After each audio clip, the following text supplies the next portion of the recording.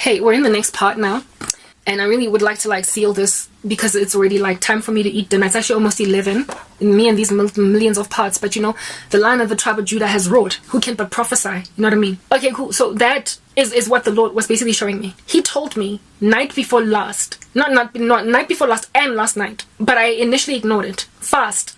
He said to me, fast, and I got angry at him, bashing my fist up at heaven. On some, must I grant like the prophets of Baal to get you to burn my sacrifice? Must I grant for you to release my YouTube channel from sorcery? Must I grant to be freed from the sorrow of nothing of my work that I'm releasing being released? Must I grant? Aren't you God? Why are you patronizing me? And this afternoon, God was like, think back on your experiences and what you've been through the past 8 years. You have been a warrior against a conglomerate of people, some of them carrying snakes for prosperity, some of them being so deep in the occult that they call themselves dangerous. Nobody crosses me because they've learned some dark stuff. They don't know how weak they are. I showed you long ago. I've had a dream of Barack Obama being like a baby. Last night I had a dream of Joe Biden, not Joe Biden, Prince Charles, being in a wheelchair his face was big, his head was large, his body however was the body of a woman, and his whole body was in a wheelchair, and he was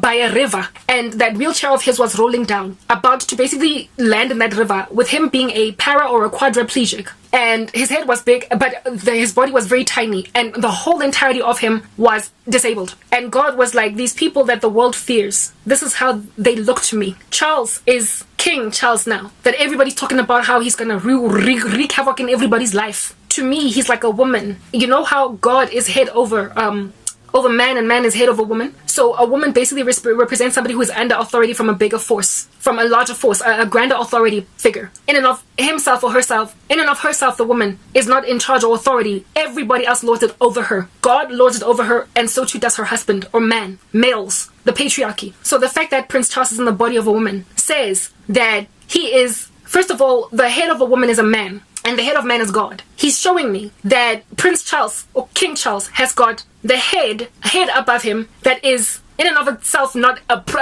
final source of authority, but it's over him. And over that source of authority, there's yet more authority. He's like a woman. Over him is Satan, and over Satan is me. And what's worse with him is that not only is he lorded over by Satan, and then primarily above him is me, he is also disabled, meaning he doesn't actually have any true power. He doesn't have any true power. And his wheelchair is rolling down, about to enter a body of water, and he will not be able to save himself. The kings of the earth will wail, rocks fall on us. They will be helpless in the beginning of the tribulation. The sealed judgments, Revelation 6, go check it out. That is Prince, King, whatever, Charles. He's like a girl. I've also had a dream of who is this? Barack Obama. During the time when everybody, I guess there are still people who insist he's the Antichrist. He can't be. People need to study the scriptures. The Antichrist is not so much gay, but he doesn't, well, maybe he is, I don't know, but I get Abantwana. He doesn't have a wife. He doesn't have any desire for women. He's like a narcissist, My goods ain't gonna be touched by no one. Barack Obama has 2 kids and a wife. He can't be. Study the man of lawlessness's characteristics. Barack Obama has already failed that test anyway. During the time when everybody was busy saying, I had a dream, God showed me Barack Obama's the Antichrist, I had a dream, Antichrist, I had a dream, Antichrist. I decided to go to God and pray and be like, Lord, is he really the Antichrist? The Lord said, first and foremost, the man of lawlessness will not be revealed until the restrainer is removed out the way and there's a falling away first. So essentially, once the tribulation starts, we will likely find out when we get to heaven. And secondly, there are traits and markings that you can look out for to figure this guy out as to who he is. And Barack Obama, many of those to work, grandchild, just by mere virtue of him being a married man, was problematic on its own. Okay. But God also showed me Barack. So basically he used the scriptures to invalidate that he is the Antichrist. And then secondly, he gave me a dream of him being he's just this guy, he's kept saying, just a small little boy. He had the face of Barack Obama, but he had just had this meager existence, a dude that pours petrol at a gas station. The Lord was like, that's what I see him as. He is not even the greatest, how it's written in heaven. In Revelation, in the great white throne judgment, how the Lord says that the greatest on the earth and the least are gathered around him. The greatest will be people that were kings, Napoleon, etc., like Herod, Nero type thing. They will be gathered at that great white throne judgment, but then there will be the little old lady that used to plant chrysanthemums in her garden. Also at the great white throne judgment, the least. Barack Obama is not even counted among the great according to God. He's just like a garden boy, a garden boy that will come and go. He showed me him as this lowly, meager, tiny guy in the grander scheme of things. So he is highly unlikely even any among the 10 kings. He is highly unlikely even among them. He's just like another US president that came and that went. And yet people are busy calling him the Antichrist. So ever since then, when people are like, Barack Obama, scary cat, I'm like, he's evil. He's a form of an Antichrist. But he is not all that. Plus, the Bible invalidates him as such. I forgot to mention the big head of Prince Charles, by the way. What that meant, well, in the very typical sense of the metaphoric term, in this waking space as we understand big heads, arrogant.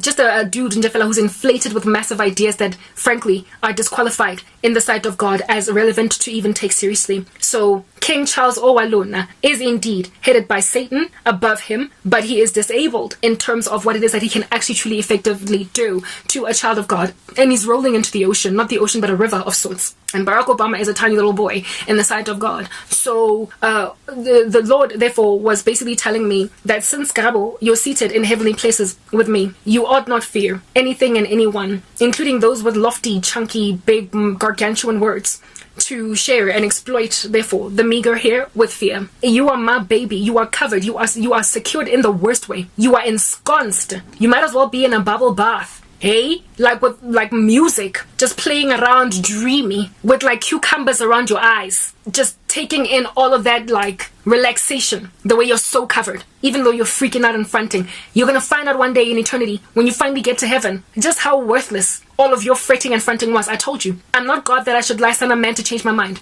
So when I say to you, do not be anxious for anything, but in all things by prayer and supplication make your request known to me, and my peace which transcends understanding will guard your hearts and minds.